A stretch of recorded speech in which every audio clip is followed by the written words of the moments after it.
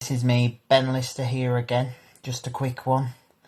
My interview with mental health worker Mike Gill and Angela Brown. We chat about mental health and their work in the mental health industry. So yeah, lots to do today. So yeah, last upload from me of the day. So yeah, here's my interview with Angela and Mike right now, and I'll see you for the wrap up. Enjoy. Hello everyone, welcome to another podcast. My name is Ben Lister. How are you doing today? Right, let's crack on, shall we? As you know, each week I have a guest to talk about their career or job. So let's crack on with it, shall we? This week's guest, or guests, because I have two guests this week. Yes, I hear you cry, two, as this week's guests are mental health worker Angela Brown and her colleague, mental health nurse Mike. Hello, you two. How are you today? Welcome along. How are you today? I'm very well. I'm Angela. Nice to see you, Ben. You doing too. very well. Hi, Ben. I'm Mike, and it's good to be here. Thank you very much for inviting me. You're welcome. Anytime. Don't worry. Three questions, 6 questions today. 3 questions each, if that's okay with you two. That's fine, Yeah, Ben. it's fine with me. Thank you. Yeah, no worries. You two ready to rumble in the jungle? Yeah. Right, just as well, eh?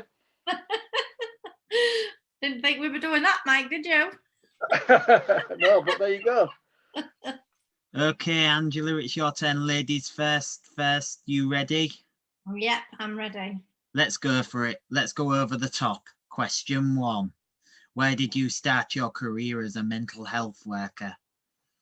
So that started when I was a volunteer for the Hull Samaritans back in 2004. So I was a volunteer listener for quite some time, for about 7 years. I was with Samaritans altogether for 13 years. I then went on to work for Mind, the charity, where I was a community support worker, and then I went to work for NHS as a healthcare support worker within an inpatient unit. Wow, great start to your career. Thank you. Question 2. What is your favourite part about the job? So I changed roles now. So I no longer support people in the inpatient units, but I support the nurses and the healthcares and all of the staff within the NHS, so that I help them with the training so that they can keep fresh, keep relevant, learn to upskill, so that then in turn helps the patients and carers, and hopefully the staff with more knowledge. So I help in the training department within the NHS. Wow. And my favourite part would be when someone's overcome something challenging in terms of with some training, and we've been able to spend a little bit of time with them, and they've understood it and they've got it, and that means that they can then go on and concentrate on the job that they've got to do. So I like helping people and helping them overcome some of the struggles that they may have, or challenges within training. Wow, yeah, I agree. Mental health is very important at the moment, and it's overlooked by some leaders of this country at the moment. Do you think? Yes, some people overlook it. Well, we all have, every one of us has mental health. Every single one of us has mental health, and sometimes Mike is best to discuss that. But as you know, in my family, there's quite a lot of mental health. So with bipolar and one thing and another, anxiety. So I've been brought up with mental health. Right when I was born, I ended up in Delapole with my mum on the mother and baby unit. So I spent 6 months of my life there. So I've been around autism, and with that can produce some mental health with my son, Daniel, who's autistic. So yeah, I've had a life of supporting, helping and observing people with mental health, and I still do. I just do it in a different way now. And you do a brilliant job at it. Thank you very much, Ben. I'll take that.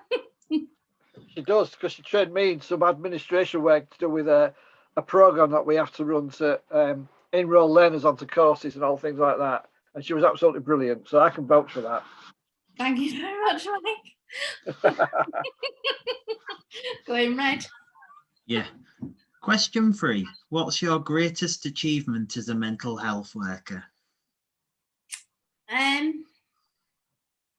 I actually, when I worked for the charity Mind, there was a person I was supporting in the community, and when I started working with them, they was experiencing this. They had severe OCD and was experiencing suicidal feelings and thoughts, and they was unable to lead a life. They couldn't go out. They was terrified. The OCD was too much for them, and we broke the work down bit by bit, and eventually I managed to help her overcome her concerns or anxieties around going out and clothes and food and all kinds of things. And she ended up becoming a volunteer.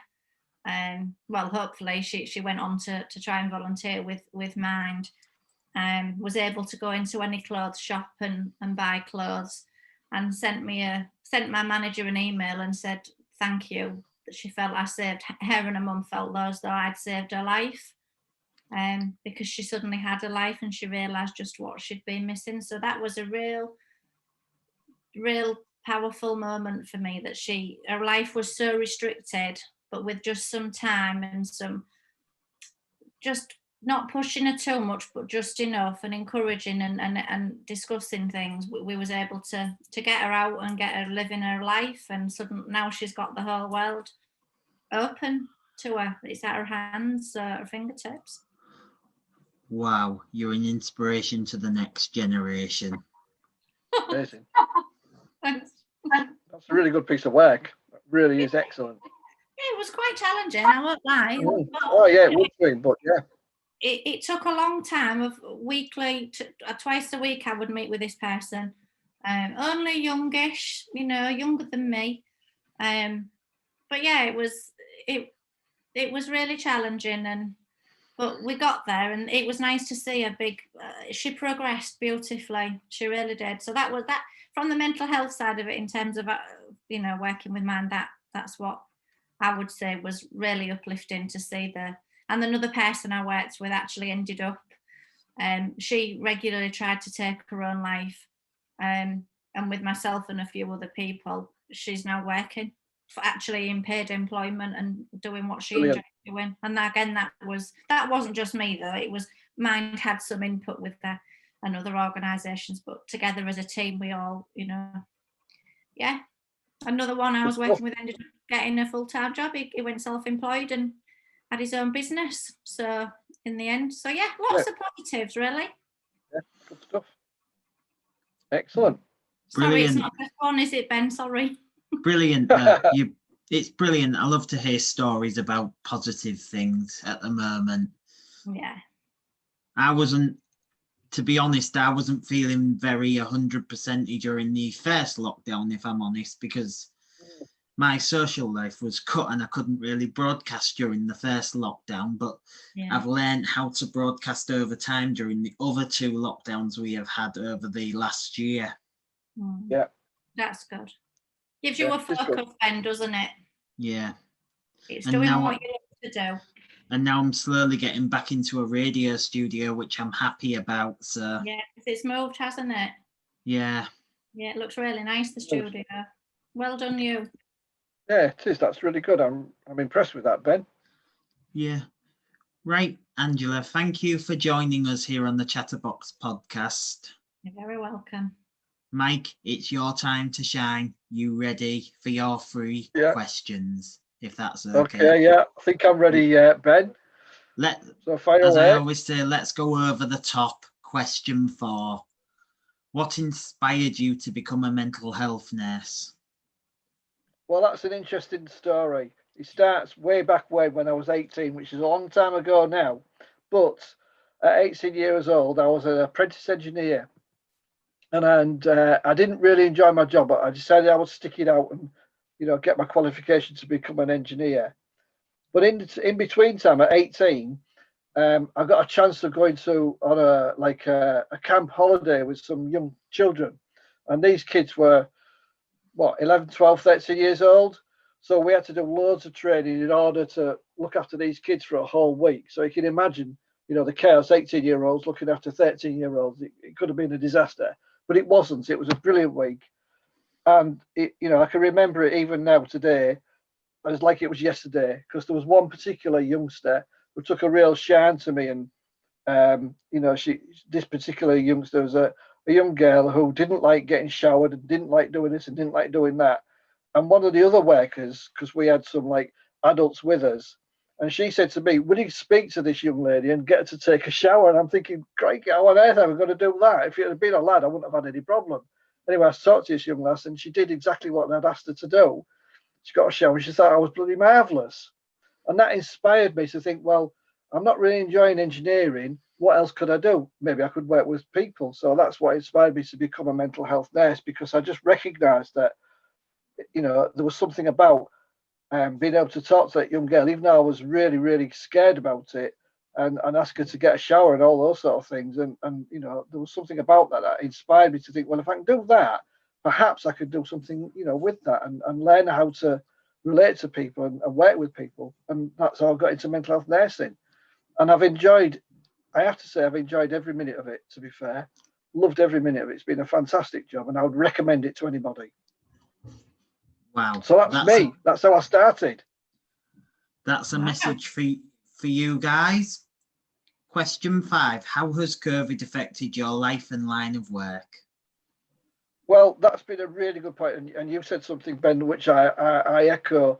I've found this COVID and particularly having to work from home, I found it quite difficult at times. And it's like you could tell my social life and stop me doing all sorts of things. But, I feel a lot better about it now, because I'm a bit more on board with it. But in terms of my work, what it's meant is I've had to learn a whole new skill in terms of using Zoom, using MS Teams and other online platforms to do my work. So I'm not actually seeing people face to face anymore. I'm delivering training, because I'm a trainer now. I deliver training online, which was a huge, huge learning curve for me. But I'm really pleased that I've been able to manage that learning curve and get on with it.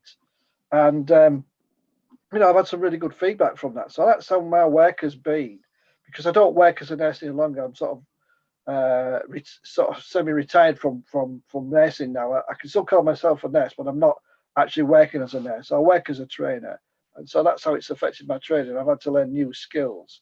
And in terms of my life, I've got a little dog at home. He's called Casey, and if it wasn't for him, I think I would have spent a lot of time at home. But because I have a dog, I've had to get up and get out and go take him for a walk, even when I've not wanted to. And that's allowed me to meet other people. So that's been good as well. I found the nice thing about this, if there is a nice thing about what's happened to us all, that I know more people in my local neighbourhood now than I've ever known before. And I've lived around where I live for about 30 years. So, it's been an incredible experience. Yeah. The COVID pandemic has hindered my career, delayed it a little bit, but it's also helped it along, because I never thought I'd be interviewing some of my heroes over the years and people who I admire. And excellent. It's great that you've got that chance, isn't it? It really is. Telling the stories that wouldn't otherwise be told in real life. Absolutely. Yes, I think that's true, isn't it? Yeah, absolutely. I can understand that. People are available for you to talk to, interview them now, because they're not dashing here, there, and everywhere.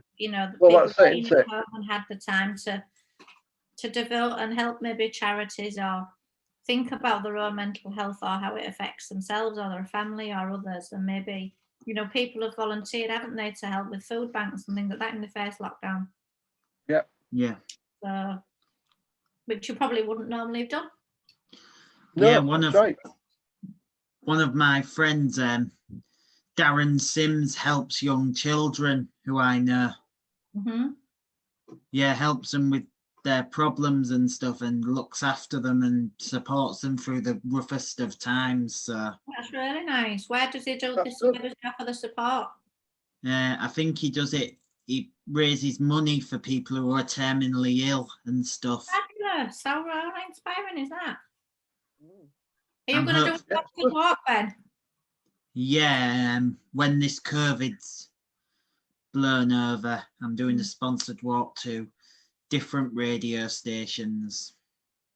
Oh, nice Fabulous. one. Yeah. Sounds good.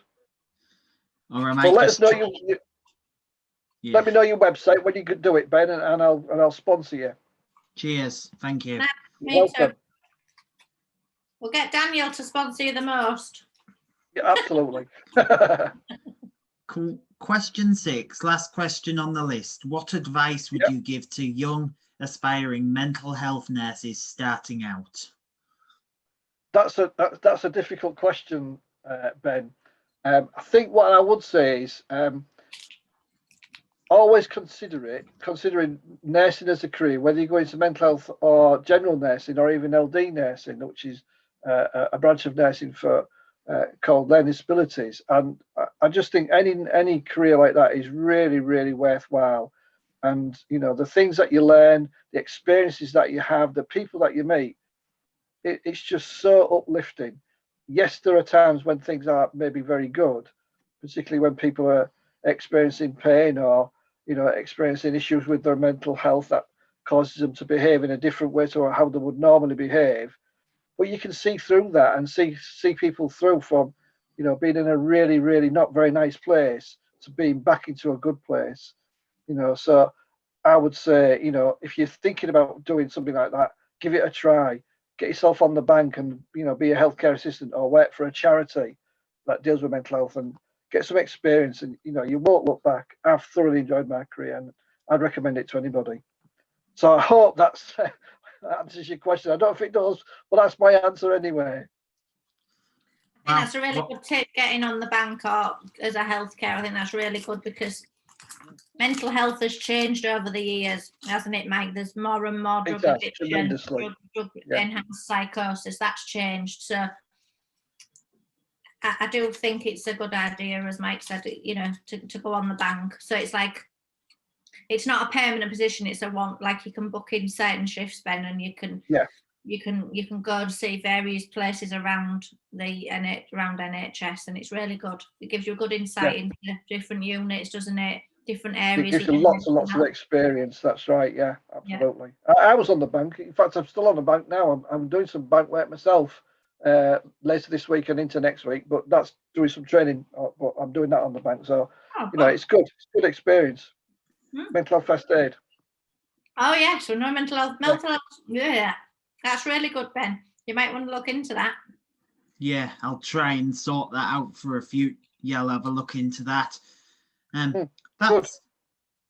That's it for today. Thank you very much for joining us, Mike and Angela. You're welcome. That's been good. I've enjoyed it. I've really enjoyed talking about myself. You can't beat it, can you? Do join me again soon for another podcast. But now please give it up for special guest Angela Brown and Mike the mental health nurse. Thank you very much for listening, and that's a wrap. Thank you, Ben. Where do we get to? Ben. That was my interview with Angela and Mike. Hope you enjoyed it. Hope it learnt you something. That's it from me today. I'm going to try and get another podcast radio show uploaded tomorrow, so stay tuned, stay safe. Don't forget to like, subscribe, comment, dislike, whatever you want. I'm not really fussed. So hope you are all well. Hope you're all staying safe. And that's it from me today. More uploading either tomorrow or Sunday. Be allowed, and that's a wrap.